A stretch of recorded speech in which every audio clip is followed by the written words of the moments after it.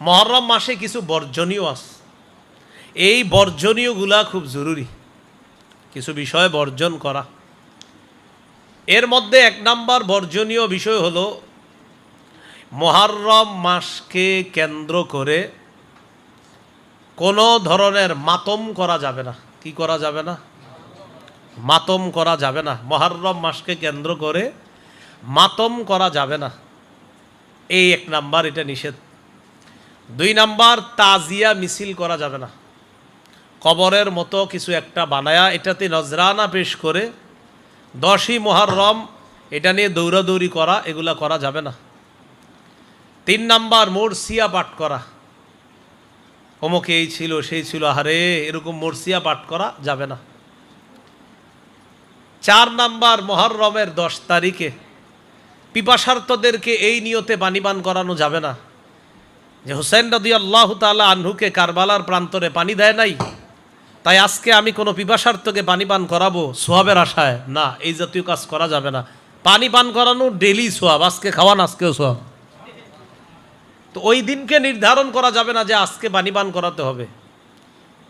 5 number নিষেধাজ্ঞা, মুহররম মাসকে কেন্দ্র করে কোনো ধরনের ইসালে সোয়াবের জন্য কিছু পাকানো যাবে না। কার ইসালে সোয়াব করেন ওই দিন, এই জন্য কিছু পাকানো যাবে না আলাদা। আপনার খাইতে মন চায় আজকে খান, হ্যাঁ ডেলি খান, সমস্যা নেই, কিন্তু ওই দিনকে কেন্দ্র করে আলাদা কোনো ইসালে সোয়াব এর জন্য কিছু পাঠানো, এটা করা যাবে না। 6 নাম্বার, মুহররম মাসকে কেন্দ্র করে বাচ্চাদেরকে খালি পায়ে রাস্তায় পাঠানো যাবে না, যে খালি পায়ে হাঁটলে কোনো ফজিলত আছে, এগুলা করা যাবে না। 7 নাম্বার, ঢোল তবলা বাইরানো যাবে না, ঢোল তবলা পিটানো যাবে না। এই 7টা কাজ বর্জনীয়। সহিহ বুখারীর বর্ণনা 1298 নম্বর হাদিস, রাসূলুল্লাহ সাল্লাল্লাহু আলাইহি সাল্লাম বলেন, লাইসা মিন্না মান দরাবাল খুদুদা ওয়া শাক্কাল জিউবা ওয়া দাআ বিদাওয়াতিল জাহিলিয়া।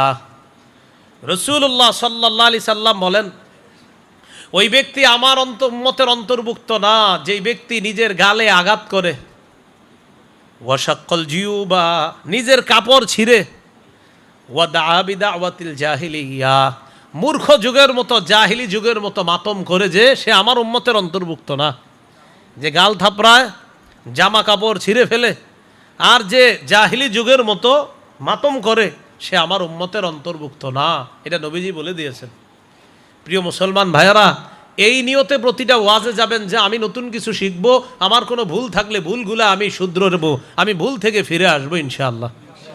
কিন্তু আমাদের এক আজীব অবস্থা, আমাদের মাথায় অনেকে এই নিয়ত নিয়ে আইসা বসে বিভিন্ন অনুষ্ঠানে, হুজুর যা কর কোক, আমি আমারটাই করব। তো আপনি আসার লাভ হলো কি? তাহলে মুহররম মাসকে কেন্দ্র করে 10ই মুহররম মাতম করা, নিজের জামা ছিঁড়ে ফেলা, আর আপনার জাহিলি যুগের মতো মরসিয়া মাতম পাঠ করা, নবী বলেন এটা যারা করবে সে আমার উম্মতের অন্তর্ভুক্ত না। আল্লাহ আমাদেরকে হেফাজত করেন। জামা ছেঁড়া যেখানে নিষেধ, সেখানে শরীর রক্তাক্ত করা কিভাবে আপনার জায়েজ হইতে পারে? সহিহ বুখারীর 1296 নম্বর হাদিসে আছে, ইন্না রাসূলুল্লাহি সাল্লাল্লাহু আলাইহি ওয়াসাল্লাম বারিউম মিনাস সালিকা ওয়াল হালিকা ওয়াশ শাক্কা। নবীজি সাল্লাল্লাহু আলাইহি সাল্লাম ওই নারীর থেকে মুক্ত যেই নারী চিৎকার করে কান্নাকাটি করে, ওয়াল হালিকা যেই নারী শোকে তার মাথার চুল কামায়া ফেলে, এই নারীর সাথে নবীর কোনো সম্পর্ক নাই, এই নারী নবীর উম্মতের হওয়ার যোগ্যতা রাখে না। ওয়াশ শাক্কা যেই নারী নিজের জামা কাপড় ছিঁড়ে ফেলে জোরে জোরে কান্নাকাটি করে আর বলে আজরাইল আমার ঘরে আসলো, আব্বারে দেখলো আর কাউরে দেখলো না, এটি বইলা বইলা কান্নাকাটি করে। ছেলে মারা গেছে, মেয়ে মারা গেছে, বা বাবা মারা গেছে, আল্লাহ বুঝে আমার ঘরটাই দেখলো আর কারো ঘর দেখলো না, এগুলা বইলা বইলা নিজেরে আপনার আঘাত করে।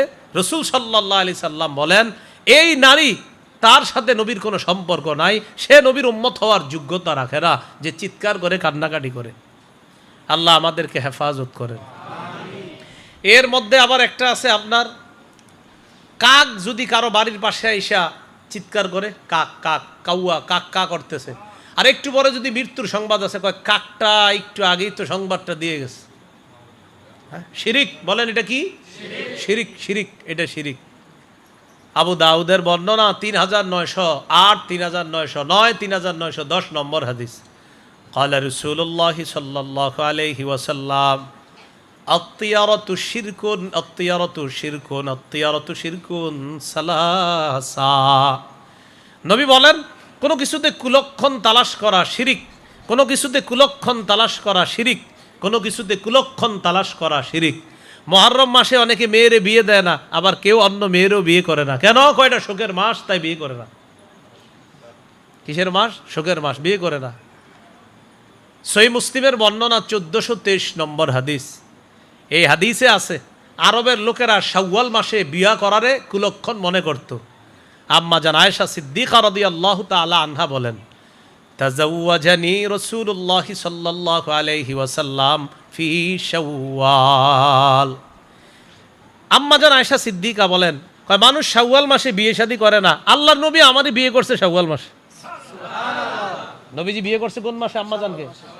মানুষ শাওয়াল মাসে বিয়ে শাদী করে না, আর নবী আমারই বিয়ে করছে শাওয়াল মাসে। শুধু তাই না, ওয়া বানাবি ফি শাওয়াল। 6 বছর বয়সে বিয়ে করছে, 9 বছর বয়সে বিবাহ রজনীতে আমাকে নবীর ঘরে যখন পাঠানো হয়েছে ওইটাও শাওয়াল মাস ছিল। ওয়া কানাত আয়েশাতু তাস্তাহিব্বু আন তুদখিলা নিসাআহা ফি শাওয়াল। আম্মা জান আয়েশা সিদ্দিকা রাদিয়াল্লাহু তাআলা আনহা তার পরিবারের নারীদেরকে স্বামীর ঘরে যেই মাসে পাঠানো পছন্দ করতেন, শাওয়াল মাসে তার ঘরে পাঠানো পছন্দ করতেন।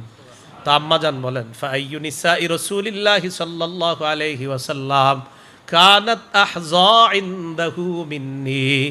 আম্মা জান বলেন, বলো নবীর কোন বিবি আমার চাইতে বেশি সৌভাগ্যবান হয়েছে, নবীর ফজিলত আমার চেয়ে বেশি কোন বিবি লাভ করেছে। নবীর আমি কুমারী স্ত্রী ছিলাম, আল্লাহ রসুল যখন ইন্তেকাল করে আমার কোলের উপর মাথা রেখে ইন্তেকাল করে, নবী ইন্তেকালের আগের মুহূর্তে তার থুতু আর আমার থুতু এক করে দিয়েছে। নবীজি মেসওয়াক করবে, তো মেসওয়াক করার মতো নবীজির শক্তি ছিল না যে মেসওয়াকটা নরম করবে, মুমূর্ষ অবস্থা। আম্মা জান আয়েশা সিদ্দিকা রাদিয়াল্লাহু তাআলা আনহার ভাই আব্দুর রহমান ইবনে আবু বকর মেসওয়াক করতে করতে মেসওয়াক হাতে নিয়ে আপনার ঘরে আসছে। রসুল সাল্লাল্লাহু আলাইহি সাল্লাম মেসওয়াকের দিকে তাকায় রয়েছে। আম্মা জান নবীজির জিজ্ঞাসা করলেন, কি মেসওয়াকটা কি দিব আপনারে? তো নবীজি মাথায় বললেন, হ্যাঁ মেসওয়াকটা দাও। কথা বলতে পারতেছিলেন না, কষ্ট হচ্ছিল। আম্মা জান মেসওয়াক নিলেন, নেওয়ার পর বললেন, আলান্তুলাকা, নরম করে দিব? কাহা। উলিনুলাকা, নরম করে দিব? কাহা, নরম করে দাও। আমি আয়েশা মেসওয়াক নরম করে নবীরে দিলাম, আমার থুতু ওই মেসওয়াকে লাগা। নবী ওই মুহূর্তে মেসওয়াক করলেন, ইন্তেকালের আগে আমাদের দুজনের থুতু আল্লাহ এক করে দিস।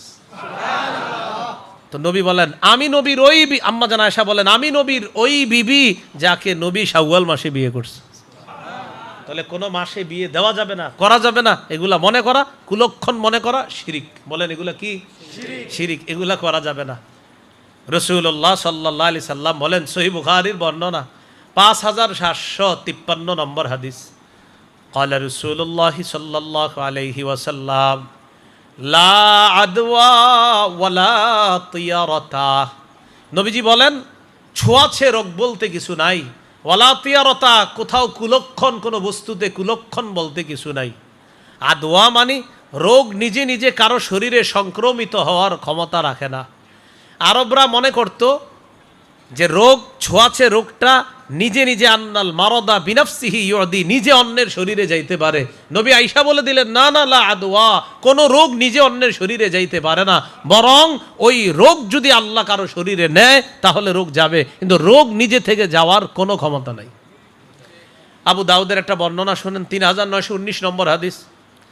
নবীজি সাল্লাল্লাহু আলাইহি সাল্লামের কাছে এক ব্যক্তি বললেন, ইয়া রাসূলুল্লাহ, ফামা বালুল ইবিলি তাকুনু ফির রমাল কান্নাহা যবা।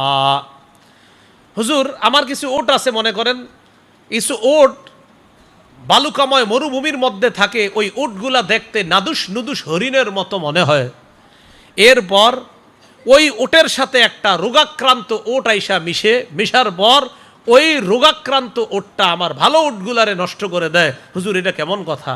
আল্লাহ নবী বললেন, তোমার এই আকীদাটা সঠিক না, যে তোমার ভালো উটগুলারে খারাপ ওটটা আইসা রোগাক্রান্ত বানায়া দিছে। তাহলে বলো, ফামান আদাল আউয়াল, প্রথম ওটটার শরীরে রোগটা দিল কে? তো নবীজি বললেন প্রথম উট কার শরীর থেকে আসছে? তো চুপ, কয় কারো শরীর থেকে না। কয় এই যে প্রথম উটে যেহেতু কারো শরীর থেকে আসে নাই, অতএব ছোঁয়াছে রোগ বলতে কিছু নাই। রোগ নিজে কারো শরীরে যেতে পারে না, আল্লাহ যদি দেয় তাহলে ওই রোগ অন্য শরীরে যেতে পারে। এইটা বলার পর নবী বললেন ওয়ালা তিয়ারতা, কুলক্ষণ বলতে কিছু নাই। পাখি বাম পাশে উড়ার মধ্যে কোনো অশুভ লক্ষণ নাই। আরবরা সফরে বের হলে তারা পাখির দিকে তাকাইতো। ইদা তারা আন ইয়ামিনিহি ইস্তাবশারু বিহি, পাখি যদি ডান পাশ দিয়ে যাইতো, ডান পাশ দিয়ে যাওয়ার সময় তখন তারা মনে করতো ইস্তাবশারু বিহি, হ্যাঁ এটা একটা ভালো লক্ষণ, সফরে তারা যাইতো। ওয়া ইদা তারা আন ইয়াসারিহি তাশাআমু বিহি, আর যখন তারা দেখতো যে পাখি বাম পাশ দিয়ে যায় তখন তারা এটাকে কুলক্ষণ গ্রহণ করত, যে না সফরটা বেশি ভালো হবে না, সফরটা কি হবে না, বেশি ভালো হবে না। এটা মনে করে ওই পাখি বাম পাশ দিয়ে গেলে তখন তারা এটাকে কুলক্ষণ মনে করে তখন তারা সফর থেকে ফিরে আসতো, না আর যাওয়া যাবে না। রাসূল সাল্লাল্লাহু আলাইহি সাল্লাম বললেন ওয়ালা তিয়ারতা, এই কুলক্ষণ বলতে কিছু নাই। আল্লাহ আমাদের সকলকে কথাগুলা বুঝার তৌফিক দান করেন। হাদিসে এসেছে রাসূল সাল্লাল্লাহু আলাইহি সাল্লাম বলেন অশুমু ফি সালাস, অকল্যাণ বলতে কিছু নাই। তবে কোনো বস্তুতে যদি অকল্যাণ থাকতো, পৃথিবীর তিনটা জিনিসে অকল্যাণ থাকতো। কয়টা জিনিসে? ফিল মারআতি ওয়াদ-দারি ওয়াদ-দাব্বা, এক নাম্বার নারী, দুই নাম্বার বাড়ি, তিন নাম্বার গাড়ি। অকল্যাণ কিছু নাই দুনিয়াতে। অকল্যাণ থাকলে তিন জিনিসের মধ্যে থাকতো, নারীতে, বাড়িতে, গাড়িতে। কয় জিনিস? তিন জিনিস, নারী, বাড়ি, গাড়ি। নারী, বাড়ি, গাড়ি মানে এক নাম্বার নারীর মধ্যে অকল্যাণ, ওই নারীর মধ্যে অকল্যাণ থাকতো যেই নারী বিয়ে করছেন আপনি, করার পর ওই নারী লা তাকুনা সালিহা বা গায়রা সালিহা, নারী অসতী নারী, এই নারী সতী না। তো অকল্যাণ নাই যদি থাকতো, এই অসতী নারীর মধ্যে অকল্যাণ থাকতো। আর কি? ও আনতাকুনা লাসনা, যেই নারী কর্কশ ভাষী, ভাষা অত্যন্ত কর্কশ, আপনার ওই নারীর মধ্যে অকল্যাণ থাকতো যদি অকল্যাণ থাকতো। আর কি? কয় যেই নারী আল্লাহ তালিদা, সন্তান জন্ম দিতে পারে না, অকল্যাণ কোনো জিনিসের মধ্যে নাই। যদি থাকতো তো এই নারীর মধ্যে থাকতো। যেই নারী সন্তান জন্ম দিতে পারে না, যেই নারী সুভাষিনী নয় বরং কর্কশ ভাষী, আর যেই নারী অসতী, এই নারীর মধ্যে অকল্যাণ থাকতো। তবে অকল্যাণ কিছুতে নাই, থাকলে এই নারীর মধ্যে থাকতো। দুই নাম্বার অদ্দার, বাড়ি। কয় কেমন বাড়ি? দয়িকাতান, এমন বাড়ি যেই বাড়িটা সংকীর্ণ, অপ্রশস্ত, একদম সংকীর্ণ। সাইয়্যাতাল জিরান, যে বাড়ির প্রতিবেশীরা খুব খারাপ, কোনো জিনিসে অকল্যাণ নাই, কিন্তু ওই বাড়িতে অকল্যাণ, যেই বাড়ি অপ্রশস্ত আর প্রতিবেশীরা খারাপ। ফজরের পর ঝগড়া শুরু হয়, ঘুমের আগে গিয়ে ঝগড়া শেষ হয়। আর কেমন? বাঈদানিল মসজিদ লা ইসমাউ মিনহাল আযান, বাড়ি এত দূরে যেখান থেকে মুয়াজ্জিনের আজান শোনা যায় না। অকল্যাণ কিছুতে নাই, থাকলে এই বাড়িতে থাকতো যেই বাড়িতে আজান শোনা যায় না। তিন নাম্বার গাড়ি। গাড়ি মানে ওই যুগে ছিল আপনার বাহন, ওট, ঘোড়া ইত্যাদি। বিআল্লা ইউকজা আলাইহা, যেই বাহনে চৈরা জিহাদের ময়দানে যাওয়া যায় না, ওই বাহনের মধ্যে অকল্যাণ যদি থাকতো তো ওই বাহনে অকল্যাণ থাকতো। তাহলে আকীদা হলো কোনো বস্তুতে অকল্যাণ তালাশ করা যাবে না, কোনো মাসে অকল্যাণ তালাশ করা যাবে না। মুহররম মাসে বিয়ে শাদী হওয়া, করা, এগুলা কোনো অকল্যাণ না। এখানে কোনো কুলক্ষণ নাই, এখানে কোনো ধরনের এই আকীদা রাখা যাবে না যে এই মাসে বিয়ে শাদীতে না জানি কোনো ধরনের সমস্যা হয় কিনা। আল্লাহ আমাদের সকলের আকীদা স্বচ্ছ করার তৌফিক দান করেন। সহিহ বুখারীর 5757 নম্বর হাদিসের মধ্যে আসছে, قال رسول الله صلى الله عليه وسلم لا عدوى ولا طيرة ولا هامة ولا صفر, নবী বলেন ছোঁয়াচে রোগ বলতে কিছু নাই, কোনো বস্তুতে কুলক্ষণ নাই, ওয়ালা হামাতা, পেঁচার মধ্যে কোনো কুলক্ষণ নাই। কিসের মধ্যে? আরবের লোকেরা কেউ মারা যাওয়ার পর ওই ব্যক্তির ব্যাপারে তাদের ধারণা ছিল তার আত্মাটা পেঁচা হইয়া তাদের বাড়ির আশেপাশে ঘুরে, এটা তাদের আকীদা ছিল।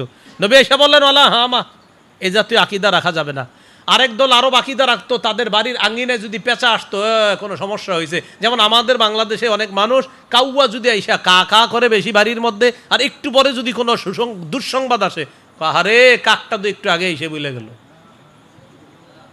নবীজি বলেন ওয়ালা হামা, ওই পেঁচার মধ্যে, পাখির মধ্যে কোনো কুলক্ষণ নাই। ওয়ালা সফর, সফর মাসে কোনো কুলক্ষণ নাই। সফর মাসে ফসল শুকায়া যায়, খাদ্য হয় না, এই জন্য হেরা কয় যেহেতু খাদ্য টাদ্য হয় না, তো সফর মাসের ব্যাপারে তাদের ধারণা জুউনিয়া খুজুফিল বাতনি, কয় এটা হলো ক্ষুধার মাস। কিসের মাস? আরবরা বলতো সফর মাস পেটের জ্বালার মাস, সফর মাস পেটের জ্বালার মাস। নবী এসে বললেন ওয়ালা সফর, মাসের মধ্যে কোনো কুলক্ষণ নাই, সফর মাসে কোনো কুলক্ষণ নাই। অতএব শাওয়াল মাস, সফর মাস, মুহররম মাস, যেই মাসে বলেন এই মাসগুলা দিনগুলার মধ্যে এটা না বলা যে আজকে কিন্তু বিষয়টা বেশি ভালো হবে না, এটা ঠিক হবে না, এই মাসে বিয়ে হওয়াটা ঠিক হবে না, এই জাতীয় কথা বলা থেকে আমরা বেঁচে থাকবো বলি ইনশাআল্লাহ। আল জামিউস সগীর হাদিসের কিতাব 4201 নম্বর হাদিস। নবীর মেয়ে মারা গেছে, জয়নব রাদিয়াল্লাহু তাআলা আনহা মারা গেছে। মাতাত জায়নাবু বিনতু রাসূলিল্লাহি সাল্লাল্লাহু আলাইহি ওয়াসাল্লাম ফাবাকাতিন নিসা। নবীর মেয়ে জয়নব মারা গেছে, নারীরা কান্না শুরু করছে। ফাজাআলা উমারু ইয়াদরিবুহুন্না বিসাউতিহি, হযরত ওমর চাবুক দিয়ে পিটানো শুরু করছে। কান্দোকা থামো। ফাখরাহু রাসূলুল্লাহি সাল্লাল্লাহু আলাইহি ওয়াসাল্লাম বিয়াদিহি, নবী তার হাত দিয়ে হযরত ওমরকে থামাইলেন। ওমর থামো, মাহলান নিয়া ওমর একটু নরম হও। পুরো হাদিসটা বুঝছেন? অনেকে আবার এই হাদিস দিয়ে ধোকা দিতে পারে আপনাদেরকে, হাদিস কিন্তু শেষ হয় নাই। নবীর মেয়ে জয়নব মারা গেছে, নারীরা কান্না শুরু করছে, হযরত ওমর আইসা চাবুক দিয়া মায়ের শুরু করছিল। এই টাইমে নবীজি আইসা থামায়, ওমর থামো, নরম হও। তো এতটুকু থেকে কি বোঝা যায়? নবীও কান্নাটা সমর্থন করছে, এটাই বোঝা যায়। অনেক এতটুকু বোঝা যায়। তো অনেকে এই জায়গা দিয়ে আপনার কি করে দলিল দেয়, এটুক দিয়ে দেখছেন ওমরে নবী থামায় দিছে, কিন্তু ঘটনা আর একটু রয়ে গেছে, ওই জায়গাটা আর বলে না। নবী হযরত ওমরকে থামায়া এবার নারীদেরকে কি বলছে দেখেন, এটা আর বলে না। আপনি বুঝতেও পারবেন না কিভাবে যে মানুষ খেয়ানত করে আর কিভাবে ধোকা দেয়। এবার নবী নারীদেরকে বললেন ইয়াকুন্না ওয়া নাঈকাশ শাইতান। রাসূলুল্লাহ সাল্লাল্লাহু আলাইহি সাল্লাম বললেন ইয়াকুন্না ওয়া নাঈকাশ শাইতান, তোমরা শয়তানের মতো কান্নাকাটি করা থেকে বাঁচো, শয়তানের মতো আওয়াজ করা থেকে বাঁচো, ইনিয়ে বিনিয়ে কান্না করা থেকে বাঁচো। আহারে আমার জাদু সোনাটা চলে গেল, কেমনে কান্না করার কত নিয়ম আছে কিন্তু আপনার, আমার এই মুহূর্তে মনে নেই, আগে মনে ছিল অনেক, ছোটবেলা তো দেখছি, তো এরকম এখন আর মনে নাই সবগুলা আপনার। বিভিন্ন কান্নার একটা কিন্তু রুলস আছে, নিয়ম আছে, এটা কয়েকজন মিলা জিলা এটা বলে বলে কান্না করবে আর এটা রুলস আছে। তো এই যে রুলস, ওই যুগে বলা হয়তো এটাকে আপনার নিয়াহা, তো এদের হ্যাঁ নিয়াহা কান্না তো না ইহা সেখান থেকে, তো এদেরকে ভাড়া করে আইনা তুইও কান এরকম আপনার সবাই মিলা জিলা কেন কান্দেন কয় জানি না, খালি কান, আমরাও কান্দি। হ্যাঁ আপনার এরকম করতো। তো এই যে আপনার কান্না করে এরা, এই কান্না এটা। আর আমাদের দেশে মারা গেলে আপনার ওই 4-5 জন একসাথে হইয়া বলবে সেই ছিল রে, সে ওই ছিল, আহারে 60টা এই ছিল, এটি বইলা আপনার কান্নাকাটি করে। তো নবীজি সাল্লাল্লাহু আলাইহি সাল্লাম বললেন ইয়াকুন্না ওয়া নাঈকাশ শাইতান, নারীরা ওমরে থামাইছি ঠিক আছে, তো তোমরা ইনিয়ে বিনিয়ে এগুলা বইলা টইলা শয়তানের মতো কান্না করবা না। এবার আল্লাহ নবী বললেন মাহমা কানা মিনাল আইন ওয়াল কলব ফামিনাল্লাহ ওয়া মিনার রাহমা, যদি অটোমেটিক চোখ থেকে পানি আসে আর অন্তরটা বিগলিত হয়, এটা আল্লাহর পক্ষ থেকে। চোখের পানি পড়তেছে আপনার, হৃদয়টা আপনার খুব ব্যথিত, আহারে চলে গেল, আর অশ্রু ঝরতেছে, নবী বলেন এটা আল্লাহর পক্ষ থেকে দয়া তোমার চোখ দিয়ে বের হইতেছে। ওয়া মাহমা কানা মিনাল লিসান ওয়াল ইয়াদি ফামিনাশ শাইতান, আর যেটা মুখ থেকে বের হবে আর হাত থেকে বের হবে, ওই যে আপনার হাত থেকে বের হবে কিছুদিন পরে, মুখ থেকে আর হাত থেকে, একদিক দিয়ে হাত চলে আরেক দিক দিয়ে মুখ চলে, হাতও চলে মুখও চলে, নবী বলেন ফামিনাশ শাইতান, এটা শয়তানের পক্ষ থেকে। শরীর রক্তাক্ত করতেছেন আর মুখ দিয়েও বলতেছেন উল্টাপাল্টা কথাগুলা, এগুলা শয়তানের পক্ষ থেকে। প্রিয় ভাইয়ারা, বিশেষ করে হোসেন রাদিয়াল্লাহু তাআলা আনহুকে কেন্দ্র করে ওইভাবে কানবেন না। আর কেউ মারা গেল এই জাতীয় উল্টাপাল্টা বাক্য শব্দ বলে আমরা কেউ কান্না করব না। কান্নারও তো বলছে নবীজি, তোমার চোখ দিয়ে পানি পড়তেছে তোমার বাবার লাশ দেখে, মায়ের লাশ দেখে তোমার চোখ দিয়ে পানি আসতেছে, এটা আল্লাহর পক্ষ থেকে রহমত, দয়া। আর মুখ দিয়ে আর হাত দিয়ে যদি উল্টাপাল্টা, হাত দিয়ে মানে শরীরে আঘাত করতেছো আর মুখ দিয়ে উল্টাপাল্টা বলতেছো, এটা শয়তানের পক্ষ থেকে। আল্লাহ আমাদেরকে হেফাজত করেন। তাহলে এটা করা যাবে না। এগুলা কার কাজ বলেন? শয়তানের। তাহলে কেউ মারা গেলে আমরা কি করব? এটাও তো একটা জানার বিষয়। এটা করা যাবে না, প্রথমে জানলাম একটু চোখের পানি আসবেই, এরপরেও কি করণীয়, কি বলতে পারি মুখ দিয়ে। নবীজি একটা দোয়া শিখাইছে যে সর্বোচ্চ যদি বলো তো এটা বলো, একটা হলো কোরআনে আল্লাহ শিখিয়ে দিছে আর নবীজিও শিখিয়ে দিছে।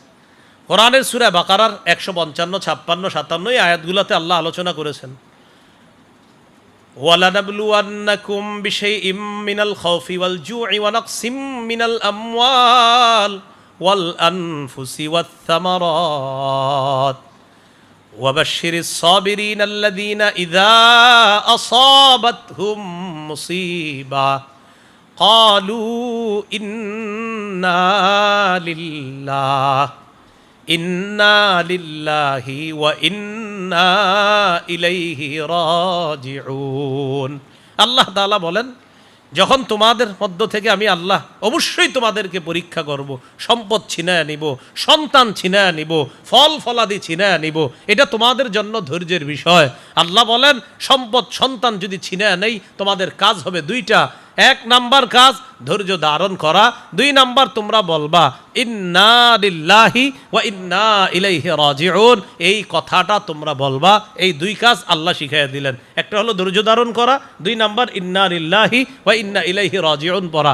আল্লাহ তাআলা বলেন, হাবিব আপনি এদেরকে ওয়াবাশশিরিস সাবিরিন, আপনি তাদেরকে এই ধৈর্যশীলদেরকে জান্নাতের সুসংবাদ শোনায়া দেন। তাহলে আল্লাহ শিখাইলেন কয় কাজ? এক ধৈর্য ধরা, দুই ইন্না লিল্লাহি ওয়া ইন্না ইলাইহি রাজিউন পড়া।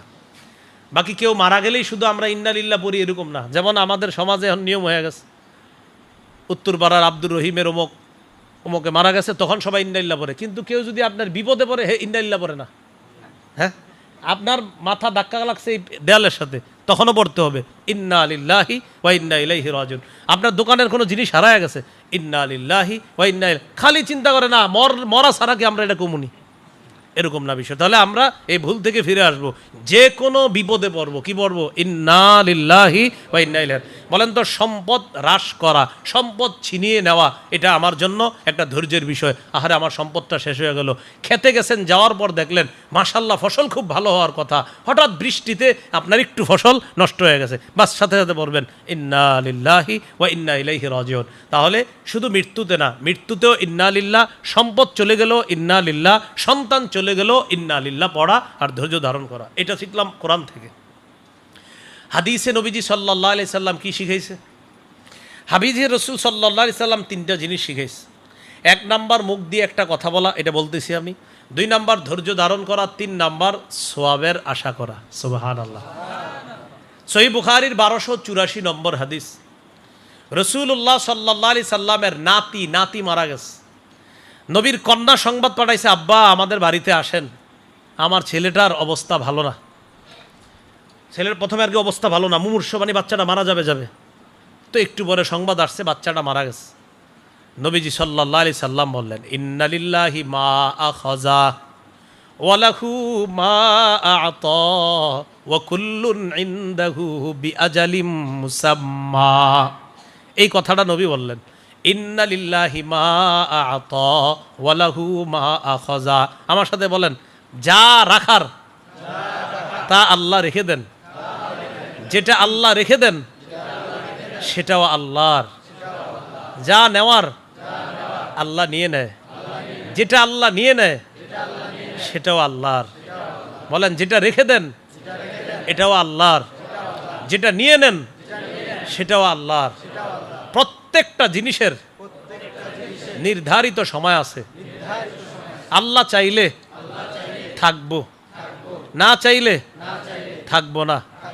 আমি দুনিয়াতে আসি তখনও আমি আল্লাহর, যদি চলে যাই তখনও আমি আল্লাহর।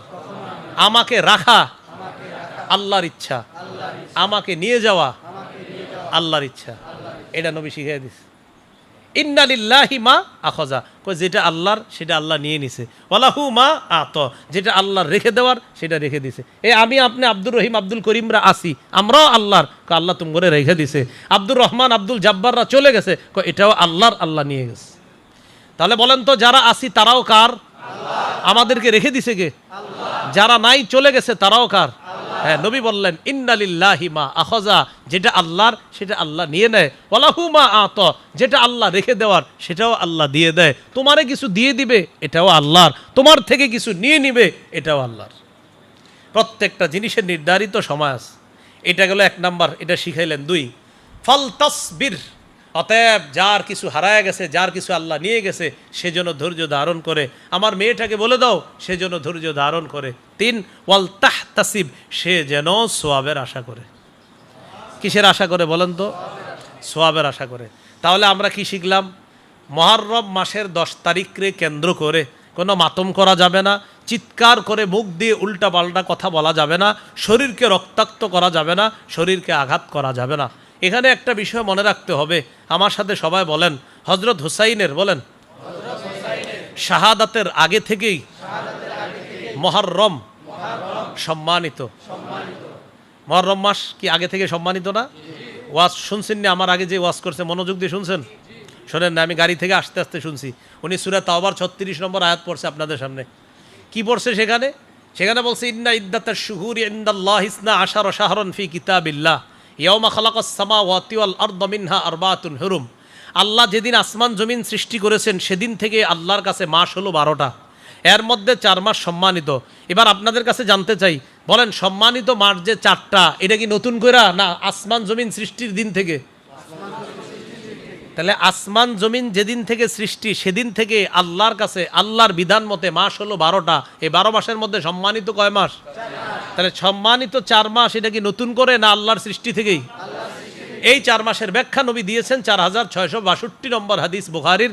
এই হাদিসে নবী বলে দিয়েছেন এই 4 মাসের একটা হলো মুহররম মাস। তো বলেন তো আপনারা, মুহররম মাস কি নবীজি সাল্লাল্লাহু আলাইহি সাল্লামের যুগ থেকেই সম্মানিত না আল্লাহর সৃষ্টি থেকেই সম্মানিত?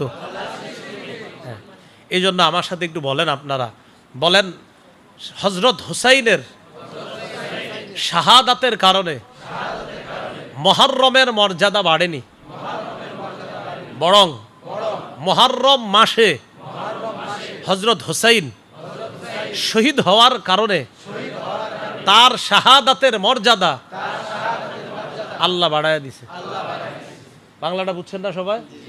তিনি শহীদ হওয়ার কারণে মুহররমের মর্যাদা বাড়ে নাই, বরং মুহররমে তিনি শহীদ হওয়ার কারণে আল্লাহ তার শাহাদাতের আলোচনা মর্যাদা এটা আল্লাহ বাড়ায় দিচ্ছে। এই জন্য হযরত হুসাইনের শাহাদত নিয়ে সবচেয়ে বেশি আলোচনা হয় পৃথিবীতে। কেন? এটা এমন একটা মাসে ঘটছে যে মাসে ঘটার কারণে তার এই শাহাদাতের আলোচনাটা আল্লাহ বাড়ায় দিচ্ছে। এই জন্য এই কথাটা আমরা সবাই মনে রাখা, যে তাহলে কারো মৃত্যুকে কেন্দ্র করে কোনো ধরনের আমরা মাতম করব না, শোক করব না। এবার আসেন, বলেন মুহররম মাসকে কেন্দ্র করে কোনো ধরনের বেদাতি কর্মকাণ্ড করব না, বিশেষ করে কবর কেন্দ্রিক কোনো বেদাত করব না। কি কেন্দ্রিক? কবর কেন্দ্রিক বেদাত। কবর কেন্দ্রিক বেদাত কি জিনিস? খুব মন দিয়ে শুনেন। আমাদের বাংলাদেশ সহ এশিয়া মহাদেশে বিশেষ করে কবরে খুব আবেগ, মানে কবরে এত আবেগ কাজ করে সবার। আবেগে কি করে আমি আপনার বুঝে, মনে হয় আমি মারা গেছি তো আমারে কবর দিয়েছেন আপনারা। কবর দেওয়ার পরে আপনাদের এই মাদ্রাসার মোতামিম সাহেব মাওলানা মুফতি হাবিবুল্লাহ মেজবা সাহেব নিয়ে গেছে কবরে জিয়ারত করতে। আরে আমাকে মাদ্রাসায় আসছিল, এটা কইয়া আপনারা আবেগে করতে করতে কবরে সুমা দেওয়া শুরু করছেন। কতক্ষণ? প্রথমে হয়েছে আহারে আসছিল, আহারে কইয়ার পরে শুরু আপনার। এরপরে আপনি এখানে মাথা টাথা লাগায়া মাটি টাটি দিয়া পুরা কবর শেষ করে লইতেছেন। আর ঘটনা কি? কবরের পাশে বসে এক পিচ্ছি কয়, স্যার 10টা টাকা দেন, পেটে খিদে লাগছে, দেয় না।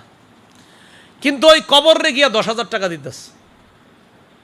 কবরের সামনে একটা ক্ষুধার্ত ব্যক্তি 10,000 টাকা 10 টাকা চাইছে, দেয় না। স্যার 10টা টাকা দেন, খিদে লাগছে, চা খামো, রুটি খামো। কবরে গিয়ে দিচ্ছে 10,000। তাহলে জিন্দা মানুষে দেয় নাই কত? মরা মানুষে দিছে কত? এই হলো আমাদের মাথা দেশের। জিন্দা মানুষটা সাহায্য চায়, দেয় না। মরা মানুষের 10 দিয়ে আসে, কি এনে দিলেন গা? আবেগ, কিছু একটা আছে। কি আছে? কয়টা বোঝানো যাবে না, আছে কিছু একটা আছে। কবর কেন্দ্র করে এই ধরনের শিরকি আকীদা টাঙ্গাইল না থাকলেও বাংলাদেশে অনেক জায়গা আছে। আপনাদের প্রতি আমার ভালো ধারণা, এই জন্য বললাম, আপনার আছে সব জায়গায়। এবার খুব মন দিয়ে শুনেন, রাসূল সাল্লাল্লাহু আলাইহি সাল্লাম বলেন, হালাকাল মুতানাত্তিউনা, হালাকাল মুতানাত্তিউনা, হালাকাল মুতানাত্তিউনা। মহব্বতের সাথে আপনাদের প্রতি আমার একটা আবদার, জিন্দিগিতে শিরিক করেন না, আর 2 নাম্বার বেদাতগিরি করেন না। 1 শিরিক করবেন না, 2 বেদাত করবেন না। ইনশাআল্লাহ মরার পর সহজে জান্নাত পাওয়া যাবে ইনশাআল্লাহ। শিরিক করতেও টাকা লাগে, বেদাত করতেও টাকা লাগে, তো টাকাটা খরচ করেন না। এত সুন্দর সিস্টেম না, এরপরও করবে। শিরিক করতে টাকা লাগে, বেদাত করতেও টাকা লাগে, না গিয়ে টাকা খরচ করবো, টাকা দিয়ে জাহান্নামে যাইবেন কেন? এটা আমার একটু বুঝান। রাসূলুল্লাহ সাল্লাল্লাহু আলাইহি সাল্লাম বলেন, হালাকাল মুতানাত্তিউনা, বাড়াবাড়িকারীরা ধ্বংস, হালাকাল মুতানাত্তিউনা, বাড়াবাড়িকারীরা ধ্বংস, হালাকাল মুতানাত্তিউনা, বাড়াবাড়িকারীরা ধ্বংস, সীমালঙ্ঘনকারীরা ধ্বংস। তো কিছু শিরকি কাজ আছে, কিছু বেদাতি কাজ আছে, টাকা টুকা হাজারো টাকা খরচ করে হলো ওই বেদাতি কাজে যাবে। যাওয়ার পর এলাকায় আসলে আলেমরা জিজ্ঞাসা করে, কেন গেলেন? হুজুর এটা একটা আবেগ, এটা বোঝানো যাবে না। রাসূলুল্লাহ সাল্লাল্লাহু আলাইহি সাল্লাম বলেন, ইয়াকুম ওয়াল গুলুওয়া ফাইন্নাহু আহলাকা মান কানা ক্বাবলাকুম আল গুলুউ ফিদ্দীন। বাড়াবাড়ি করা থেকে বাঁচো, তোমাদের পূর্ববর্তী জাতি দ্বীনের ক্ষেত্রে বাড়াবাড়ি করার কারণে ধ্বংস হয়েছে, তোমরা বাড়াবাড়ি করা থেকে বাঁচো। এর মধ্যে কিছু বাড়াবাড়ি কবর কেন্দ্রিক। সহিহ বুখারীর বর্ণনা 427 নম্বর হাদিস। রাসূলুল্লাহ সাল্লাল্লাহু আলাইহি সাল্লামের বিবি আম্মাজান আয়েশা সিদ্দিকা রাদিয়াল্লাহু তাআলা আনহার বর্ণনা, তিনি বলেন, আন্না উম্মা হাবিবাতা ওয়া উম্মা সালামাতা রাদিয়াল্লাহু তাআলা আনহুমা যাকারাতা কানিসাতান রাআইনাহা বিল হাবাশা ফিহা তাসাবির ফাযাকারাতা লিন-নবী সাল্লাল্লাহু আলাইহি ওয়াসাল্লাম। নবীজির দুই বিবি উম্মে হাবিবা, উম্মে সালামা, এই দুইজন হাবশায় একটা গির্জা দেখছে। গির্জা মানে এবাদতখানা। গির্জার ভিতরে দেখে কি কিছু মূর্তি আছে, আপনার গির্জার ভিতরে মূর্তি মানে এবাদতখানার ভিতরে মূর্তি। নবীর ওই দুই বিবি নবীর কাছে ব্যাপারটা বললেন, ইয়া রাসূলুল্লাহ, গির্জার মধ্যে মানুষ করবে এবাদত, ওই গির্জার ভিতরে আবার মূর্তি দেখলাম, কাদের মূর্তি? ফাকাল রাসূলুল্লাহ সাল্লাল্লাহু আলাইহি ওয়াসাল্লাম, ইন্না উলাইকা ইযা মাতা ফীহিমুর রাজুলুস সালিহু। কয় আগের জামানায় কিছু মানুষ ছিল, ইন্না উলাইকা ইযা কানা ফীহিমুর রাজুলুস সালিহু ফামাতা, তাদের মাঝে কোনো নেককার মানুষ যখন মারা যাইতো, বানাউ আলা কবরিহি মসজিদা, তারা তার কবরের উপর সেজদার স্থান বানাইতো। ভালো মানুষ মারা গেছে, নিচে কবর, এ হলো আপনার উপরে সেজদার স্থান। ওয়াসাওয়ারু ফীহি তিলকা সুওয়ারা, আর ওই সেজদার স্থানটা যে বানাইতো, মসজিদটা বানাইতো, এবাদতখানা বানাইতো, ওই এবাদতখানার ভিতরে যারে নিচে কবর দিছে তার একটা মূর্তি এবাদতখানায় স্থাপন করতো। তাহলে টোটাল কি জানলাম? নিচে হলো কবর, উপরে এবাদতখানা, ওটার ভিতরে মূর্তি। কার মূর্তি? ওই আল্লাহর ওলির, যার নিচে কবর। তো নবীজি সাল্লাল্লাহু আলাইহি সাল্লাম বললেন, এরা ভালো মানুষ মারা গেলে এইভাবে কবর দিত, কবরের উপরে মসজিদ বানাইতো, মসজিদের ভিতরে ওই আল্লাহর ওলির মূর্তি রেখে দিত। এই কথা বইলা নবী বললেন, উলাইকা শিরারুল খালকি ইনদাল্লাহি ইয়াউমাল কিয়ামা, কিয়ামতের ময়দানে তারা হবে সবচেয়ে নিকৃষ্ট জাতি। কিয়ামতের ময়দানে তারা হবে সবচেয়ে নিকৃষ্ট জাতি। এবার একটা জিনিস শিখবো আমরা, পৃথিবীতে সবচেয়ে নিকৃষ্ট মানুষ দুই শ্রেণী। বলেন, সবচেয়ে নিকৃষ্ট মানুষ কয় শ্রেণী? দুই শ্রেণী। নবীজি বলেন, আব্দুল্লাহ ইবনে মাসউদ রাদিয়াল্লাহু তাআলা আনহুর বর্ণনা, তিনি বলেন, ক্বালা রাসূলুল্লাহ সাল্লাল্লাহু আলাইহি ওয়াসাল্লাম, ইন্না মিন শাররিন নাস মান তুদরিকুহুমুস সাআতু ওয়া হুম আহইয়া। নবীজি বলেন, পৃথিবীতে সবচেয়ে নিকৃষ্ট মানুষ হলো তারা যারা জীবিত থাকতে কিয়ামত হবে। পৃথিবীতে সবচেয়ে নিকৃষ্ট মানুষ তারা যারা জীবিত থাকতে কিয়ামত হবে। এখানে কিয়ামত যাদের কাছে আসবে এরা সবচেয়ে নিকৃষ্ট।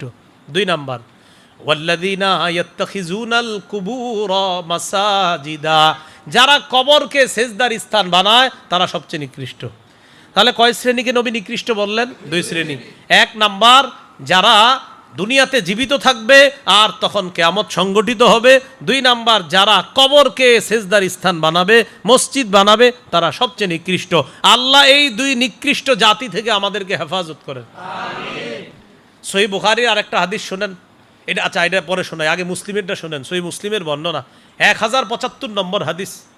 এটা হলো পকেটের উস্তাদ অনুযায়ী, আর মাদ্রাসার পাঠ্যপুস্তক অনুসারে 532 নম্বর হাদিস। পকেটের উস্তাদ বুঝছেননি, মানে মোবাইলে আবার মিলায় অনেকে, দিয়ে হাদিসটা মিলেনি, তো এটা হলো 1075। এটা না মিললেও সমস্যা ছিল না, এরপরও ফিরি ফিরি বলে দিলাম, মিলেন মিলবে। আর মাদ্রাসার পাঠ্যপুস্তক অনুসারে 532 নম্বর হাদিস।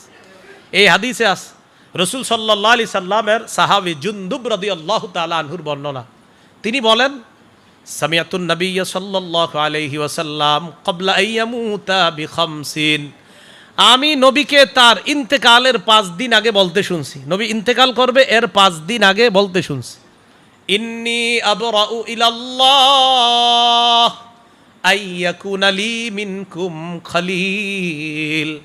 ইন্তেকালের 5 দিন আগে নবী বলেন, শোনো, আমি আল্লাহর কাছে মুক্ত, তোমাদের কেউ আমার খলিল হওয়া থেকে আমি আল্লাহর কাছে মুক্ত। মানে তোমাদের মধ্যে আমার কোনো খলিল নাই, অন্তরঙ্গ বন্ধু নাই।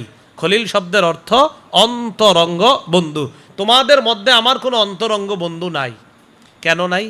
ফাইন্নাল্লাহ তাআলা ইত্তাখাযানি খলিলা কামা ইত্তাখাযা ইব্রাহিমা খলিলা। ইব্রাহিম নবীকে আল্লাহ যেমন খলিল তথা অন্তরঙ্গ বন্ধু হিসাবে গ্রহণ করেছেন, আমাকেও আল্লাহ তার খলিল হিসাবে গ্রহণ করছেন। তো খলিল কয় নবী হলো? আরে কয় নবী? 2 নবী। খালি আমরা বলি ইব্রাহিম খলিলুল্লাহ, ইব্রাহিম খলিলুল্লাহ, আর আমাদের নবী মোহাম্মদ খলিলুল্লাহ, হাবিবুল্লাহ, রসুল্লাহ। আমাদের নবী মোহাম্মদ রসুল্লাহ, খলিলুল্লাহ, হাবিবুল্লাহ সাল্লাল্লাহু আলাইহি ওয়াসাল্লাম। ইব্রাহিম খলিলুল্লাহ, আমাদের নবী খলিলুল্লাহ, হাবিবুল্লাহ, রসুল্লাহ। তো নবী যে খলিল, এটা ইন্তেকালের কয়দিন আগে বলে গেছেন? শোনো, দুনিয়ার কেউ আমার খলিল নাই, কারণ আমি আল্লাহর খলিল। আল্লাহ আমারে খলিল হিসাবে গ্রহণ করছে ইব্রাহিম নবীর মতো। পরে নবী বলেন, লাউ কুনতু মুত্তাখিদান মিন উম্মতি খলিলা লাত্তাখাযতু আবা বকরিন খলিলা।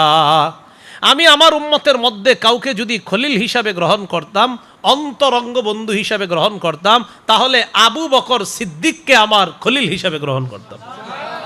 তাহলে দেখি আপনাদেরকে পরীক্ষা হয়ে যাক, নবীর কোনো খলিল আছে?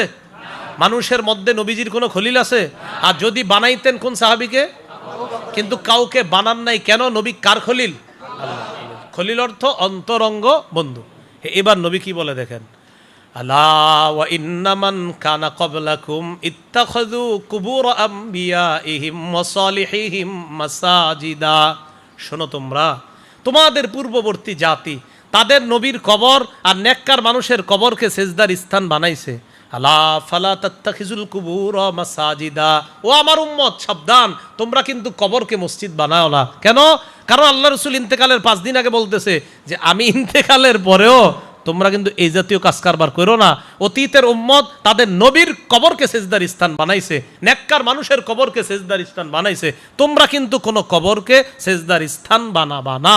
কয়দিন আগে নিষেধ করছে? এইবার যে হাদিসটা শোনাইবো এটা আরো আশ্চর্য।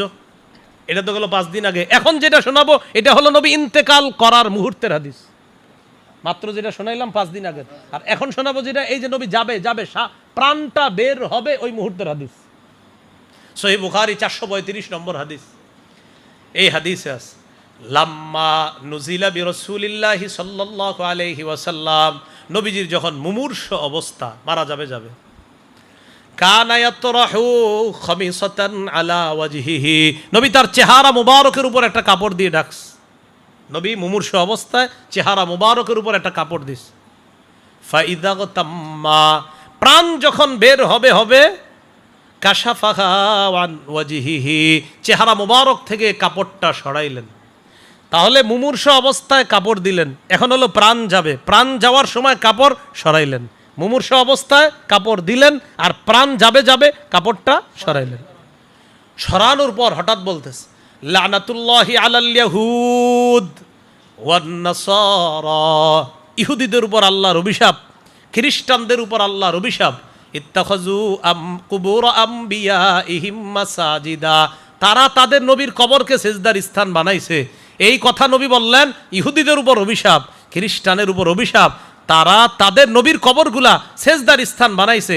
ইউহাদ্দিরু মা সনাউ, নবী তার উম্মতকে সতর্ক করতেছে, সাবধান, আমার কবরকে কিন্তু এগুলা বানায় না।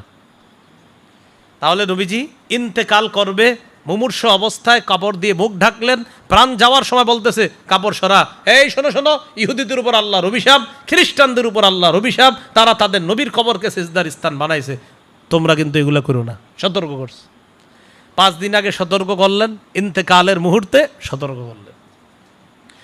কবরকে কেন্দ্র করে মেলা বসানো যাবে না। কি বসানো যাবে না? হ্যাঁ, মেলা বসানো যাবে না। এটা রবিউল আউয়াল মাসে বেশি হয় মেলা বসানোর বিষয়টা, অনেক জায়গায় হয়। মেলা বসানো যাবে না কোনো কবরকে কেন্দ্র করে, কোনো আল্লাহর ওলির কবরকে কেন্দ্র করে মেলা বসানো যাবে না। আবু দাউদের 2042 নম্বর হাদিস, قال رسول الله صلى الله عليه وسلم لا تجعلوا بيوتكم قبورا। রাসূলুল্লাহ সাল্লাল্লাহু আলাইহি সাল্লাম বলেন, তোমরা তোমাদের ঘরগুলা কবর বানাও না। ঘর কবর হয় কিভাবে? যে ঘরে জিকির থাকবে না, যে ঘরে নফল রোজা থাকবে না, যে ঘরে নফল নামাজ হবে না, যে ঘরে আল্লাহর নাম হবে না, সুবহানাল্লাহ হবে না, আলহামদুলিল্লাহ হবে না, কোরআনের তেলাওয়াত যে ঘরে থাকবে না, ওই ঘর কবর। নবী বলেন, তোমরা তোমাদের ঘরগুলা কবর বানাও না। ওয়ালা তাত্তাখিযু কবরি ঈদা, আর শোনো, আমার কবরকে কেন্দ্র করে কোনো উৎসব করবা না, কোনো মেলা বসাবা না। বললেন ঘরগুলা কবর বানাও না, আর আমার কবরকে কেন্দ্র করে কোনো মেলা বসাবা না। ওয়াসাল্লু আলাইয়া, আমারে যদি তোমরা মহব্বত করো তো বেশি বেশি দুরূদ পড়ো। ওয়াসাল্লু আলাইয়া, নবী বলেন আমার উপর বেশি বেশি দুরূদ পড়বা। ফাইন্না সালাতাকুম তাবলুগুনি হাইসু কুনতুম, তোমরা যেখান থেকেই দুরূদ পড়ো সাথে সাথে আমার কাছে পৌঁছে যায়। সুবহানাল্লাহ। তাহলে মেলা পৌঁছে না দুরূদ পৌঁছে? দুরূদ পৌঁছে। তো মেলা বসাইলেন, বসায় আপনি হায় রে কত কিছু করলেন, তো এটা বুঝবে না। নবী বলেন দুরূদ পড়ো। আবার অনেকে আপনারে বলবে নবীর মহব্বত, এখানে কোনো দলিল লাগে না। কি বলবে? নবীর মহব্বতে, নবীর প্রেমে কোনো দলিল লাগে না, নবীর মহব্বতে কোনো দলিল লাগে না, এগুলা বলবে। নবীর এক সাহাবী নবীর খেদমত করছে, খেদমত করার পর রাসূল সাল্লাল্লাহু আলাইহি সাল্লাম তাকে বললেন, সাল, এই কিছু চাও, যা চাইবা তাই দিমু, চাও। সাহাবী বুদ্ধি করে কয়, ইন্নী আসআলুকা মুরাফাকাতাকা ফিল জান্নাহ, আমি জান্নাতে আপনার সাথী হতে চাই। সুবহানাল্লাহ। কি বুদ্ধি! নবীজি কয়, আও গায়রা যালিক, এছাড়া আর কিছু চাও না? কয় না, এটাই চাই, আমি জান্নাতে আপনার সাথী হমু। নবীজি সাল্লাল্লাহু আলাইহি সাল্লাম তখন কি বললেন জানেন? তখন নবীজি সাল্লাল্লাহু আলাইহি সাল্লাম বললেন, ফাআইন্নী আলা নাফসিকা বিকাসরাতিস সুজুদ, জান্নাতে যত আমার কাছে আসতে চাও দুনিয়াতে তত বেশি সিজদা করো, নামাজ পড়ো, যত নামাজ পড়বা তত আমার কাছে আসবা। সুবহানাল্লাহ। আর হে কয় নামাজ রোজা না করলেও নবীর প্রেম আছে। কি হলো এটা? ডায়লগ দেওয়া হচ্ছে, কয় নামাজ রোজা, ভাই নামাজ পড়েন না কেন? না পড়লে কি হবে? নবীর প্রেম আছে। নবী কয় না না, নামাজ পড়লে আমার প্রেম। তাহলে নবীর কাছাকাছি যাইলে নবীর প্রেম কি? নবীর কাছাকাছি যাওয়ার সুরত কি? নামাজ ছেড়ে না নামাজ ধরে? নামাজ ধরে। নবী কয় নামাজ পড়া কাছে আসো, হে কয় নামাজ না পড়লেও প্রেম আছে। আল্লাহ আমাদেরকে বুঝার তৌফিক দান করেন। আমিন। কোন কবরের উপর বসা যাবে না, কোন কবর সামনে নিয়ে নামাজ পড়া যাবে না। আবু দাউদের 3229 নম্বর হাদিস। আবেগে অনেকে মসজিদের ভিতর কবর রেখে দেয়, মসজিদের ভিতর কবর রাখে, আবেগ। ওই যে বললাম, আবেগ ধরে রাখতে পারে না, কবরটা মাঝখানে রাখে। রাসূলুল্লাহ সাল্লাল্লাহু আলাইহি সাল্লাম বলেন, লা তাজলিসু আলাল কুবুর, কবরের উপর বসবা না। ওয়ালা তুসাল্লু ইলাইহা, কবরের দিকে ফিরে কবর সামনে রাইখা নামাজ পড়বা না, কবর সামনে রাইখা নামাজ পড়বা না। এই জন্য অনেক মসজিদের মাঝখানে কবর থাকে, এই কবরগুলা থাকা ঠিক না, উচিত না, এটা মাঝখান থেকে সরানোর ব্যবস্থা করতে হবে। কারণ আপনি মাঝখানে রাখলে পিছনে কাতার আছে আরো 4টা 5টা, তো কাতারে দাঁড়াইলেন, সামনে কবর হয়ে গেল, এটা ঠিক না, এটা অন্যায়, নবী নিষেধ করছে। বলতে পারেন আমরা আসলে বুঝি নাই তাই করছি। কেন না বুঝা মসজিদ করছেন কেন? আপনি আলেম ওলামাদের সাথে পরামর্শ করে মসজিদ করতে পারলেন না? যেহেতু করে ফেলছেন, এখন কবর স্থানান্তরিত করেন, এটাও আলেমদের ফতুয়া আছে, জিজ্ঞাসা করে স্থানান্তরিত করার চেষ্টা করেন, মাঝখানে রাখা যাবে না। রাসূল সাল্লাল্লাহু আলাইহি সাল্লাম এটা নিষেধ করলেন। তাহলে কবর কেন্দ্রিক বাড়াবাড়ি কখন? যদি কবর সামনে থাকে। মুহররম মাস আসলে আপনার কবর যারে নিয়ে বাড়াবাড়ি হবে, এর কবরও নাই, একটা প্রতীকী কবর বানায়া এটারে সামনে নিয়ে বাড়াবাড়ি শুরু হয়। এই জন্য এই বাড়াবাড়িগুলা করা যাবে না। হুসাইন রাদিয়াল্লাহু তাআলা আনহুর শাহাদাতকে কেন্দ্র করে বাড়াবাড়িটা শুরু হয় কবে? 352 হিজরিতে। বলেন তো কত হিজরিতে? 352 হিজরির আগে এই জাতীয় মাতম মুরসিয়া পাঠ করা এগুলা ছিল না। আর এই কথাগুলা কোন কিতাবে আছে জানেন? যারা এইগুলা করে তাদের কিতাবে আছে। মানে আপনি যখন বলতে পারেন এই মনে হয় কওমি মাদ্রাসার হুজুররা ওই বইয়ের মধ্যে ঢুকাই দিস, না, এই কওমি মাদ্রাসার হুজুররা এটা লেখে নাই, এই লেখাটা তাদের যারা এটা পালন করতেছে। 352 হিজরিতে যে মাতম মুরসিয়া শুরু, এটা তাদের লেখা যারা এটা পালন করে। আমির আলী, নাম কি? আমির আলী, উনি একজন শিয়া, উনি কিতাব, উনি বই লেখছে আপনার স্পিরিট অফ ইসলাম, আপনার ওখানের মধ্যে উনি উল্লেখ করছে ডাইরেক্ট যে সর্বপ্রথম মুইজুদ্দিন, আপনার এই ব্যক্তি মুইজুদ্দিন, নাম কি বলেন তো? হ্যাঁ, এই ব্যক্তি কেউ লেখছে, তার নাম মুইজুদ্দৌলা। এই মুইজুদ্দৌলা নামক ব্যক্তি সর্বপ্রথম 352 হিজরিতে ইরাকের মধ্যে মাতমের ইত্যাদির এই রুসুম চালু করে। তার 10 বছর পর ঠিক 363 হিজরিতে মিশরে এটা প্রচলন শুরু হয়। এরপর আস্তে আস্তে সারা পৃথিবীতে ছড়িয়ে পড়ে। 352-তে শুরু হলো ইরাকে, 363-তে গেল মিশরে, এরপর সারা পৃথিবীতে আস্তে আস্তে এটা সরায়া যায়। তাহলে প্রথমে যে ব্যক্তি করছিল তার নাম মুইজুদ্দৌলা। বলেন কি নাম? হ্যাঁ, এই লোকটা সর্বপ্রথম। এই ব্যাপারেও আমার লম্বা একটা আলোচনা আছে যে মূলত এই যে 10ই মুহররম কেন্দ্র করে এই অনুষ্ঠানগুলো কখন থেকে শুরু হয়। আপনারা যারা আলোচনা শোনেন, আমার আশা করি আলোচনাটা দেখার কথা। লম্বা আলোচনা আছে যেটা মূলত কখন থেকে, কিছু ইংরেজি লেখাও আছে, ওই জায়গায় ইংরেজিগুলো বলেও অনুবাদটা করে দেওয়া হয়েছে যে এটা কখন থেকে দুনিয়াতে এটার প্রচলন শুরু হলো। তো মনে রাখবেন 352-তে শুরু হয় এই মাতম মরসিয়া ইত্যাদি করা। আমার প্রশ্ন হলো, এটা যদি এতই সোয়াবের কাজ হয়, এর আগে কেন হইল না? 352 হিজরির আগে কেন হলো না? এতই যদি এটা ফজিলতপূর্ণ হয়, তো এর আগে কেন হলো না? এই জন্য হযরত হুসাইন রাদিয়াল্লাহু তাআলা আনহুকে আমরা ভালোবাসি, আমরা মহব্বত করি। তার শাহাদাত নির্মমভাবে তাকে শহীদ করে দেওয়া, অবশ্যই এটা আমরা কষ্ট পাই, এটা কষ্টের কথা। নবীর নাতিকে এইভাবে নির্মমভাবে যারা শহীদ করেছে, এই শহীদ করা যেই নির্মমভাবে শহীদটা হয়েছে, এটার জন্য আমরা অবশ্যই কষ্ট পাই। কিন্তু এই কষ্ট পাইটাও শরীয়তের আলোকে। আমরা যে কষ্ট পাই কিসের আলোকে? এই কষ্ট প্রকাশ করতে গিয়ে আবার আমরা শরীয়ত বহির্ভূত কোনো কাজ করব না। কষ্ট পাই, হ্যাঁ পাই, নবীর থেকে অশ্রু ঝরবে, অন্তর ব্যথিত হবে, এটা আল্লাহর পক্ষ থেকে। মুখ দিয়ে উল্টাপাল্টা বলবা, হাত দিয়ে শরীরে আঘাত করবা, এটা শয়তানের পক্ষ থেকে। নবী তো বলেই দিস। তাহলে আমাদের কষ্ট পাওয়াটা আল্লাহর পক্ষ থেকে। আমাদের চোখ দিয়ে যদি পানি এসেও যায়, এটা আল্লাহর পক্ষ থেকে। হযরত হুসাইনের শাহাদাতে আমাদের কারো চোখে পানি আসা, আমাদের অন্তরটা নরম হওয়া, এটা আল্লাহর পক্ষ থেকে হবে নিঃসন্দেহে। কিন্তু এটা কেন্দ্র করে মুখ দিয়ে কিছু বলা, হাত দিয়ে শরীরে আঘাত করা, নিঃসন্দেহে এটা শয়তানের কাজ হবে। তো এই জাতীয় কাজকর্ম থেকে আমরা নিজেরা সবাই বেঁচে থাকার চেষ্টা করব ইনশাআল্লাহ। তো মুহররম মাসের ফাজাইল হলো আপনার, আমরা 9-10 তারিখ 2 দিন রোজা রাখবো ইনশাআল্লাহ। যদি 9 তারিখে না পারেন, 10-11 তারিখ আমরা রোজা রাখবো। 9-10 রোজা রাখা, মুহররম মাসে বেশি বেশি রোজা রাখার কথাও হাদিসে আছে। 9-10 রাখা, 9-10 না পারলে 10-11 রাখা। ঢোল তবলা ইত্যাদি ভুলেও আপনারা বাইরাবেন না। এটা শুধু যে মুহররমকে কেন্দ্র করে আপনি ঢোল তবলা পিটাবেন এমন না। আপনি মুহররম ছাড়াও বিয়ার সময়ও ঢোল তবলা বাজাবেন না। রাসূলুল্লাহ সাল্লাল্লাহু আলাইহি সাল্লাম বলেন, সৌতানে মালউনান, 2টা আওয়াজ অভিশপ্ত। 1 নাম্বার সৌত মিজবার ইনদা নি'মা, আনন্দ উল্লাস প্রকাশ করতে গিয়ে খুশি প্রকাশ করে ঢোল তবলা পিটানো, এটা হলো আপনার এই অভিশপ্ত আওয়াজ। আরেকটা হলো কোনো দুঃখ ভারাক্রান্ত বেদনার সময় ঢোল বাইরে এই বেদনা প্রকাশ করা, এটাও হলো আপনার অভিশপ্ত। তাহলে মাতম মরসিয়া ইত্যাদি করতে গিয়ে ঢোল বাইরানো, এটা নবী বলছে অভিশপ্ত আওয়াজ। অথবা কোনো আনন্দ উল্লাস প্রকাশ করতে গিয়ে ঢোল তবলা পিটানো, এটা অভিশপ্ত আওয়াজ।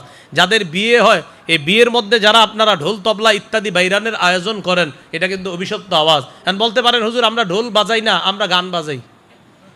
কি বাজাই? ওইটাও শয়তানের আওয়াজ। গানও বাজানো যাবে না, এটা করব না আমরা ইনশাআল্লাহ। আল্লাহ আমাদের সকলকে যে কথাগুলো শুনলাম বললাম, সবাই যেন বিশেষ করে বর্জনীয় যে কাজগুলো বলা হলো, এগুলা থেকে আমরা বেঁচে থাকতে পারি, আল্লাহ তৌফিক দান করেন। আকীদা স্বচ্ছ রেখে আমরা যেন কবরে যেতে পারি, আল্লাহ তৌফিক দান করেন। 2 কাজ ভুলেও করবেন না। বলেন কয় কাজ? বলেন শিরিক বেদাত, শিরিক বেদাত। স্বপ্নেও যেন না করি। বলেন সবাই কি যেন না করি? মানে জাগ্রত অবস্থা তো করবেনই না। আল্লাহরে বলবেন, আল্লাহ আমি যেন স্বপ্নেও বেদাত না করি, শিরিক না করি। আল্লাহ আমাদের সকলকে কথাগুলা মেনে চলার তৌফিক দান করেন।